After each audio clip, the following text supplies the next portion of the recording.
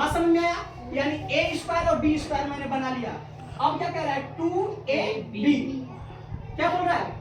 2ab, यानी 2ab का मतलब पहले लिखेंगे क्या? 2 गुणे ए का मतलब क्या लिखेंगे? 50, और के फिर क्या बोला है? बी का मतलब क्या लिखेंगे? 2। ओके, ये इस सूत्र पे आ गया कि नहीं आ गया? रखना समझ में आया? कैसे इसको रखेंगे? यानी अब कह रहा है A square plus B square plus 2ab, रखना समझ में आया? अब इसको कर देंगे, कैसे हल करेंगे? देखो, 50 का वर्ग निकालेंगे, 50 का वर्ग निकालेंगे तो क्या आएगा? 2500। क्या आएगा? 2500 प्लस 2 का वर्ग करेंगे क्या आएगा?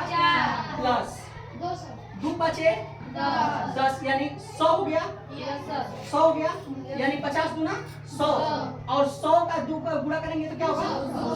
अब यहाँ हो गया 200। अगले लाइन में इन तीनों को एक साथ अब नहीं जोड़ेंगे, तीनों को एक साथ नहीं जोड़ेंगे, पहले 2 को जोड़ेंगे। जैसे लिखेंगे 2500, क्या लिखेंगे? 2500 प्लस 200 में 4 को जोड़ देंगे, क्या हो जाएगा? 204। अब ये 2 बचे ना बराबर, अब 2500 में 204 जोड़ देंगे, क्या हो जाएगा? 2704। इसके बराबर आया या नहीं आया? आया। दोनों विधि समझ में आया कि नहीं?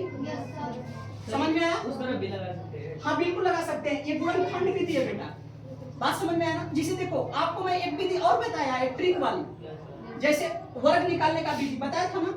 वर्ग अगर कोई पूछता है 50 का तो क्या करेंगे? इसका वर्ग कर देंगे, इन दोनों का गुणा करेंगे, उसको डबल कर लेंगे फटाफट, है कि नहीं बात?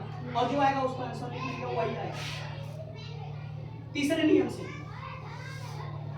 कितने लोगों को ये बात समझ में आई?